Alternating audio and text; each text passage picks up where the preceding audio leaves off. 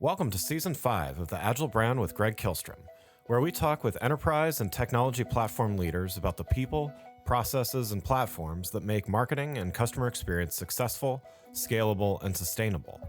This is what creates an Agile brand. I'm your host, Greg Kihlstrom, advisor and consultant for Fortune 1000 marketing and CX leaders and teams as principal and chief strategist at GK5A, and best-selling author, keynote speaker, entrepreneur, and Agile certified coach.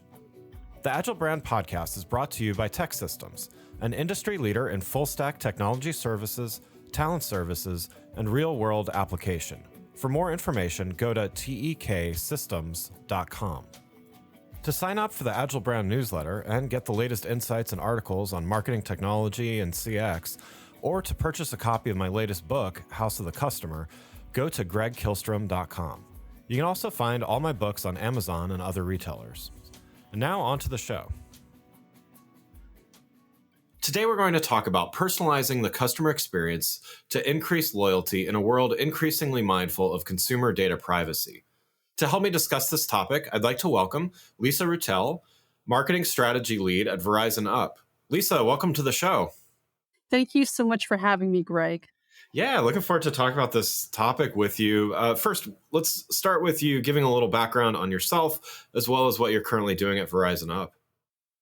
Sure, a little bit about me. I'm a marketing strategist with experience developing and executing integrated omni-channel marketing campaigns and strategies within various industries, spanning from telecom, automotive, media, and retail.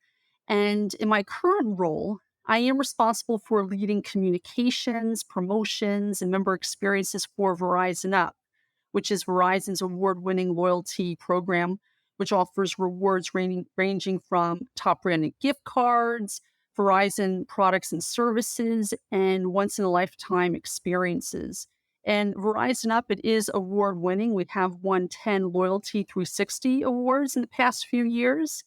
And in my role, I do construct engagement plans to achieve program metrics and KPIs and use different channels and tactics such as CRM.com and the app to really maximize results.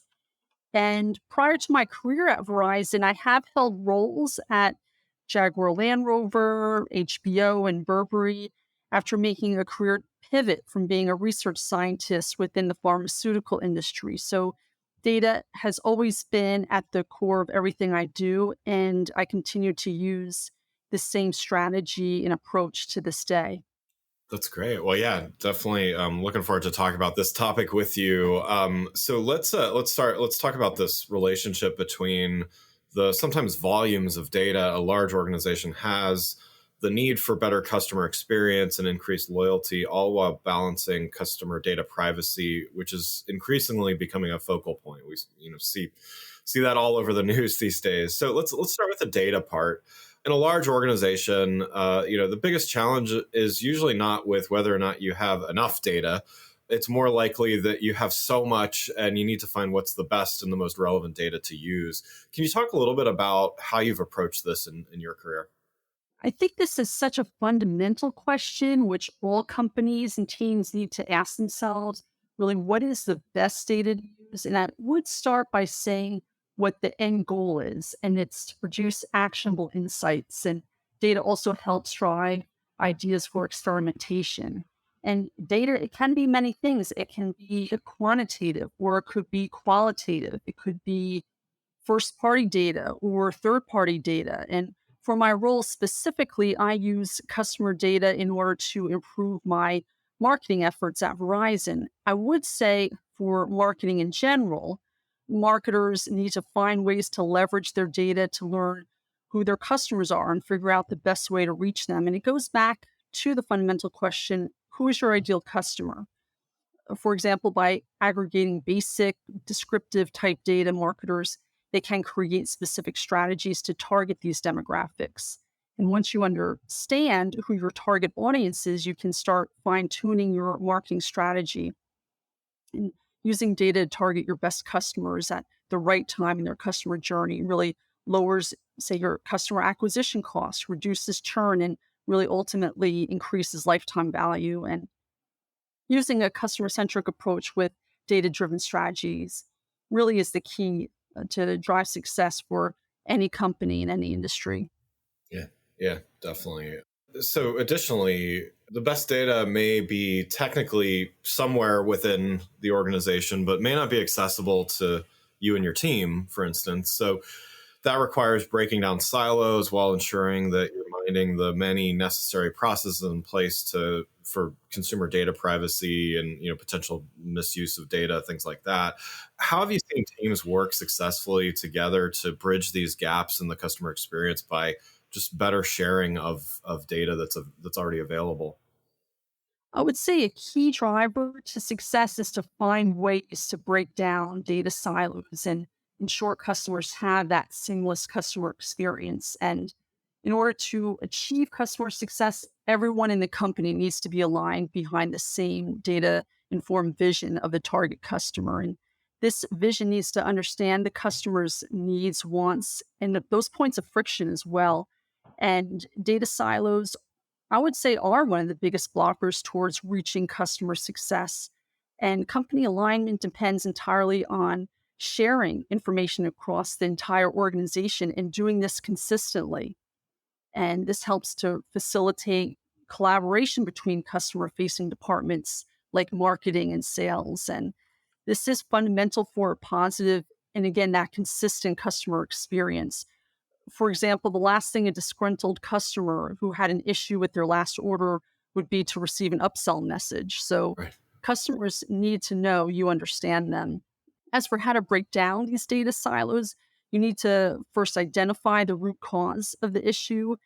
And a quick exercise that I usually do is begin with an understanding of what your problem is, and then create almost like a flow chart and ask at every level, why did this happen? And then after you address this question layer after layer, you eventually get to your root cause. And after you find out your root cause, then you'll need management's buy in to address these issues and find the right solution for your company. And ultimately, all of these efforts are made to align with your customer. And it's good to monitor sentiment, say with surveys as well as NPS. NPS, especially within a loyalty program, is a key metric. Yeah. And also breaking down silos could potentially happen organically just by enhancing the customer experience and using a customer centric approach. For example, with Verizon Up, we relaunched the program to be essentially the centralized hub for customers. So beyond just the Verizon Up loyalty offers, Verizon Up has become the centralized hub. So customers have one place, one destination to find their best offers across the whole Verizon ecosystem and really see, am I on the right plan? Are there any aspects of program education? It's all within the hub of Verizon. And even with that optimization of the customer experience, that's where you really gain that alignment. Yeah, yeah. So you touched on this a little bit, but so we've talked about getting access to data and prioritizing that data and some initial ways of thinking there. But how do you take all this and use it to personalize the customer experience? So what should your North Star be here? Is it one-to-one experience for everybody? And where should you start when you're thinking about something like this? I'll start by saying I think the pandemic and a relatively stagnant economy has had an impact on the bottom lines of businesses and highlighted how flexible and nimble companies need to be, Yeah. offering products which are relevant to customers as well as communicating to them in a very thoughtful and meaningful way is becoming even more important. And this also ties back to the customer experience in a major way. To improve it would be to evolve your marketing programs to be even more precise, targeted, and personalized. Yeah.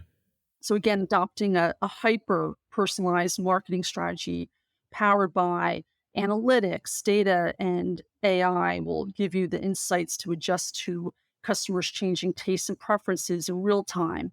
And I read a statistic that 80% of customers tried a new brand instead of their usual brand within the past 3 months. So you see that customer fluidity, and compounding matters is inflation and customers looking for lower prices and supply chain issues and customers looking for out of stock products. And Customers want to be seen as individuals and want to purchase from companies who understand them and know who they are and really what they're going through. And so my goal as a marketer is hyper personalization. And it really is the most sophisticated way brands can tailor their marketing to individual customers. So custom experiences can be created using data, automation, analytics, and AI. And hyper personalization is a way to develop that emotional connection with your customers and build loyalty and improve the customer experience. And I personally find an easy way to personalize your campaigns for customers and ensure that they are relevant is to construct auto trigger campaigns. So, based on my experience with surveying customers, customers especially want to be reminded of offers or use by dates because they don't want to leave money on the table. It's Yeah. very easy to set this up as an automation. And also from a company perspective, the more often you can automate things, the better. Use a set it and forget it approach while also ensuring that the most relevant customer segments are targeted with the most relevant offers. Before we continue, I'd like to introduce you to a sponsor of the show, Basecamp. Throughout my career, whether it was at my own agency or now as a consultant, Basecamp is what we rely on to help keep projects on track, on schedule, and on budget. It takes a straightforward approach to project management. It streamlines workflow management and definitely keeps the team in the loop and on top of ongoing updates, which all are major components in a smooth running operation. No matter if it's a simple campaign or a multi-million-dollar project, Basecamp has been a key ingredient in the recipe for a successful project and business. If you're struggling with projects, sign up for Basecamp. Their pricing is simple and they give you all their features in a single plan. No upsells, no upgrades. Go to basecamp.com/agile, that's basecamp.com/AGILE, and try Basecamp for free. No credit card required and cancel anytime. Thank you, Basecamp, for sponsoring this episode. Now let's get back to the show. I would say most large brands are doing some kind of personalization right now, but even with that, they don't always get it right. Particularly the first time, it takes some work to really do it and do it well. But that certainly doesn't mean they should abandon it. How do you think about this in terms of from the customer perspective? Customers being willing to let the customer experience evolve because the brand is simply learning and evolving. How do you find the right balance between consistency and this idea of continuous improvement or continual optimization? This is such an interesting question. The key with personalization is to continually innovate and optimize, and hyper personalization impacts every touch point within the customer journey, say from custom like top funnel marketing to unique landing pages to omni-channel customer service. So, well, even dynamic offers. I think continual optimization relates back to creating a roadmap for success. A roadmap at its most basic level helps a company decide which personalization elements should be implemented and when they should be implemented. And prioritization is key. And each effort, as well as evaluating the associated cost of each effort, really needs to be evaluated. It is a balance. So, treat testing and personalization, they aren't mutually exclusive, and they do go hand in hand, since both A/B testing and personalization are both are ways to drive conversions. And you can say test potential personalizations using an A/B testing tool by setting up an audience for each segment and then A/B testing within that audience. Also, another point to think about is how to test personalization and optimize at scale. Essentially, most of the personalization trends we see today are rule-based, and meaning that each personalization requires marketers to set up a rule saying, for customers that fit this profile and behave in this way, show them this experience. And personally, I find it most effective to run a comprehensive test, either A/B or multivariate, and then use those insights for an extended period of time for consistency, then retest again to see if customer taste preferences or behavior, if they've changed. Yeah. Yeah. So yeah, let's talk a bit more about this from the customer perspective as well. And there's countless statistics floating around that all kind of point to similar things about personalization, and yet there's this paradox kind of that customers are more loyal and more likely to shop when they receive personalized experiences, and even that they get frustrated when they don't receive personalized experiences. But at the same time, they're also more and more likely to be careful about how their data gets shared and what they share. And consumer data privacy, it's not just a regulation from someone somewhere. These are based on real concerns from real people. So how do you navigate all of this, this, because personalization needs good data to do it, and consumer data privacy needs, requires brands to be good stewards of data. So how do you navigate all of this, and what's the best way to think about striking the right balance here? Yes, it is a paradox. Customers want you to personalize and understand all their tastes and preferences and want you to provide ways for them to discover new products, which they didn't know even existed. And they want you to do all this while maintaining privacy and feeling confident that data isn't shared. It's a tough balance to say the least. And Yeah. today's consumers, they expect personalized experiences from brands, and data is the key to delivering on that promise and improving the overall customer experience. I would say that the customer needs to see and understand the value exchange, specifically with loyalty programs like Verizon Up. Customers, they understand the value exchange because the whole point of loyalty programs is to focus on offering value to our customers with member benefits, whether it's offering free offers or deep exclusive discounts. There are advantages of adopting loyalty programs for in like zero party data and first party data. In the age of this greater transparency about consumer data, there's been a greater focus on zero party data. Like for example, with Verizon Up, we receive zero party data directly from our customers. We have even a new concept with our surveys within our program. So we're saying to our customers, we're listening to you and we're going to pivot where we see fit. Yeah. Yeah. So from a measurement standpoint, how do you measure the success of personalized customer experience? How do you know when you're doing it well? I would say success is ultimately measured by your company's goals. There are some general goals which span across most industries, and I would describe them as improving the customer experience, driving profit, and innovating and optimizing continuously. And all these goals can be reached by making data driven decisions using, again, that hyper personalized marketing and one on one marketing maximizes revenue, it reduces cost, and enhances the overall customer experience.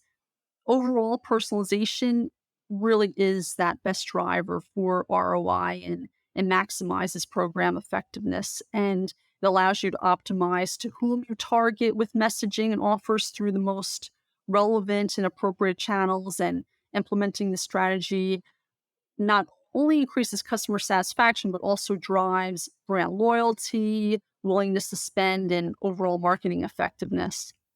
Great, great. So you kind of touched on this a little bit already, but I wanted to just ask this as well. What are your thoughts on this? Has an increased need to collect and maintain both first as well as zero party data, to your earlier answer. Has this helped or hindered brands' abilities to provide a better customer experience? Right. I mean, digital users, they have been greatly impacted by private privacy restrictions, especially recently. So recently, Apple's mail privacy protection was released with its software update. Third-party cookies are crumbling. Right. Nice. And, and brands are shifting away from third-party data, instead are focusing on zero and first-party data coming directly from our customers. Do I think this will help a brand's ability to provide better customer experiences? Yes, I do. This should lead to a more personalized experience. Loyalty programs like Verizon Up are one of the most effective ways to collect zero-party data with its clear value exchange and loyalty programs. I feel they also unify customer data across channels, ensuring that cohesive and relevant experience for customers. And even certain functions within a company can become higher or lower priority based on these trends.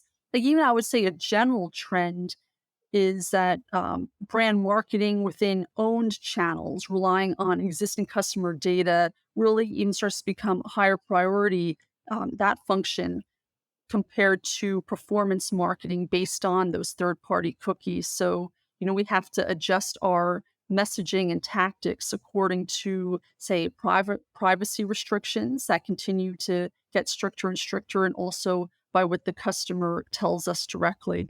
Yeah, yeah. Great. Well, one last question before we wrap up. You've certainly given a lot of great advice already, but what's a one piece of advice you would have for a brand that they know they need to get better at personalizing the customer experience, maybe not sure where to go first or next? What would be your advice to them as they navigate the months ahead? I feel the question that we all need to ask is, how can we evolve to improve the overall consumer experience? And the pandemic created customer fluidity, as I mentioned earlier, and customers are switching to new brands greater than ever before. And really take the time and think about how your company can accelerate its digital transformation to be better prepared as our reality continues to evolve. And I think that's the way to have your strategy moving forward. Always think of ways to optimize and improve that customer experience, and rely on data to do that. Yeah, wonderful. Great advice. Well, again, I'd like to thank Lisa Routel, Marketing Strategy Lead at Verizon Up, for joining the show. You can learn more about Lisa and Verizon Up by following the links in the show notes. Talk with you next week. Thanks again for listening to the Agile Brand with Greg Kihlstrom podcast, brought to you by Tech Systems. If you enjoyed the show, please take a minute to subscribe on your podcast channel of choice and leave us a rating so that others can find the show more easily. You can access more episodes of the show at www.gregkihlstrom.com. That's GREGKIHLSTROM.com. To get a copy of my latest book, House of the Customer, visit my website, or you can find it on Amazon or other retailers. The Agile Brand is produced by Missing Link, a Latina-owned, strategy-driven, creatively fueled production co-op. From ideation to creation, they craft human connections through intelligent, engaging, and informative content. Until next time, stay agile.